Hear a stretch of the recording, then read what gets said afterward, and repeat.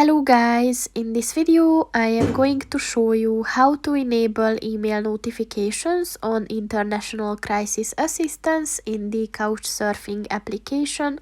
But first I just want to mention, don't forget to subscribe to my channel, because at 10,000 subscribers I am going to show you my whole YouTube revenue statistics and growth strategy, as well as how to make money online.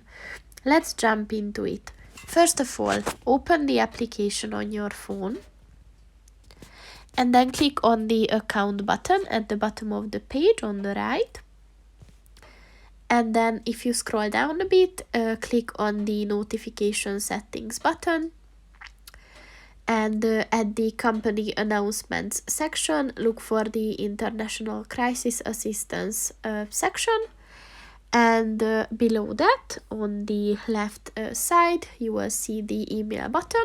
So in order to enable it, just click on the white circle next to it, and once it turns black, the notifications are on.